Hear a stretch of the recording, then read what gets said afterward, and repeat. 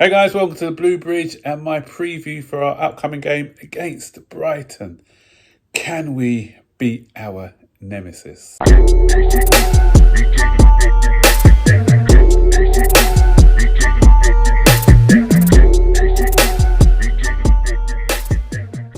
So Brighton have proven to be, I wouldn't say our nemesis, because we beat them last year actually. The last game of the season, or the penultimate game of the season, was it last? I think it was last. Where we beat Brighton. And our results against haven't been as bad of late, but they've become a bit of a rival club for us because of the fact that obviously we stole Graham Potter from them, and also we stole their Win Stanley and some other players. Our goalkeeper is going to be a goalkeeper he used to be playing for them in Sanchez. So, and then we've got Cucurella as well. Cucurella's has had a great start. So, there's a bit of bad blood between the two clubs at the moment. So, this has added a little bit of spice to these games now against Brighton. Before, Brighton were just like a nothing team. Crystal Palace's M23 rivals, and we just didn't think anything of them. But things have intensified over the last couple of seasons. Last season we beat them at home twice. What was the away score? Did we beat them away as well? I can't remember the away score, but I know we definitely beat them at home twice. And that Moyes Caicedo, I forgot about Caicedo. We've got some fond memories of playing Brighton of late. And the players that we have brought in, a lot of people were... that's what I'm saying. We need patience, because now we're seeing the best of Cucurella.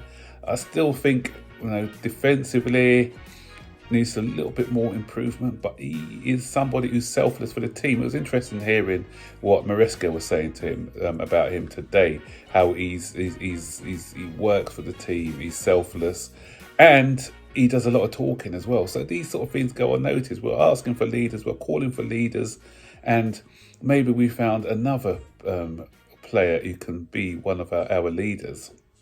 I know a lot of people don't like Cucurella because of the Ben Chilwell situation at the moment, and there are some fans who feel that Ben Chilwell hasn't been treated fairly, and you're going to get that divide between the fan base. But okay, it is what it is. So we got him. Sanchez has had a decent start to the season. Do I think that he's good enough to be our number one over the course of the season? Only time will tell. Still got a little bit of question marks over him, but there's no doubting that he's had a good start to the season, and his distribution has got a lot better, especially his longer passes. His short passes sometimes are a bit, gives me a bit of shivers when he does the passing, but in the main I think his long passing has been really, really good, and his shot saving has been exceptional. And the final part of that trio is Moyes Caicedo, another one who people were judging in his first few games. Last season he finished strongly, and this season we've seen what he can do, especially against West Ham. I thought he was immense that day, and he's just growing and growing into that £100 million player that we bought. We've been doing well of the last three. We've won 3 games. Our last 3 games, unbeaten now in 4 since that Servette game, which was a bit of a dead rubber. And the fan base, or a lot of the fan base, are getting a lot more optimistic. I'm still cautious. I'm happy that we're winning, and why shouldn't I be? But for me, you still need that little bit of caution, because it's a long season and anything can happen. So it's a bit premature at the moment to be sort of utilising over the manager. I know that he's done well. Is he the second coming? We don't know yet, and we'll judge him throughout the course of the season, like I like to do with everyone. But for now, I think he's doing a decent job, and the players enjoy playing for him. And so the reason I said a bit of caution is because when Graham Potter came in to Chelsea, he had a great start, a better start than what Maresca is having. He drew after a 1-1 draw in the Champions League.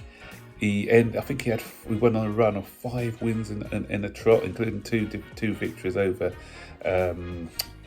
AC Milan. And he went actually 9 games unbeaten till his winning run his unbeaten run came to a shuddering halt under no other, you've guessed it, Brighton. Went to the Amex, got spanked 4-1, and after that things just went downhill fast. So that's why things can turn in football really quickly. So I'm not talking, some people are talking about challenging for titles. I'm not sure if they're doing it in jest or not. Top 4 is still the aim for me, I think. I'm not getting above myself.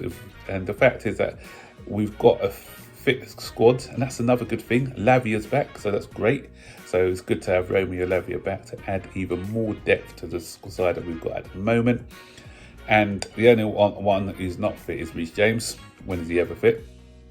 So at the moment, and plus what we can do, because we've got all these good players or 2 players for each position, we can rest the people a lot more. And there's healthy competition, because that's another thing that Maresca talked about in his press conference today when we're comparing Nicholas Jackson with Nkunku. He said, look, they both know, because we got 2 goals from Nicholas Jackson against West Ham with a hat-trick from Nkunku against Barrow. So both of them know that the levels have got to be high, because if their levels drop, then the other person comes in. So at the moment, Nicholas Jackson's the one with a shirt.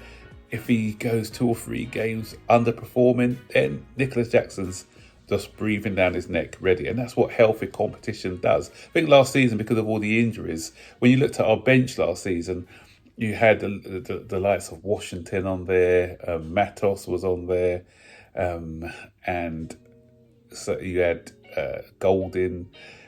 So you had a bench of all development players.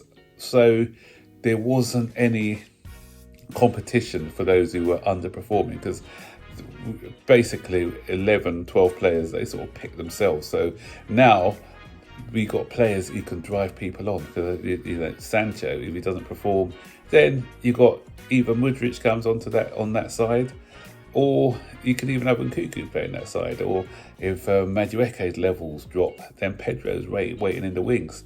Cole Palmer's level drops, then you've got João Felix waiting in the wing, and that's healthy. That competition for positions. So it's going to be a good match. Brighton's got that new manager, 34, I think he is, and I watched his press conference as well. It looks like they're going to be lining up in a lower block. That they've started off playing a higher block, high pressing, but it looks like teams are adapting because they're frightened of Chelsea's pace. And he alluded to playing more for the deeper line against Chelsea. So those are sort of things that we have to combat, and we've done okay at the moment with a low block. And as I said, we've seen more maturity from the likes of your Nicholas Jacksons, who's sort of proving a lot of doubters wrong at the start of the season. So what do you guys think of the match tomorrow? Are you confident going into the game against Brighton?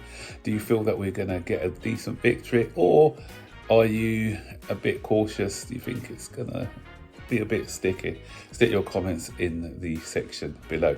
So guys, don't forget as always to like, subscribe, turn on post notifications to be notified every time I make a new video. I'm donning this Brazil shirt, getting ready for Estaval.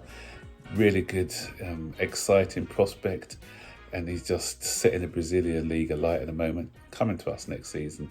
So I'll probably hopefully be wearing this top a lot more when he eventually joins us. So I'll see you on the next one, so take care, bye bye.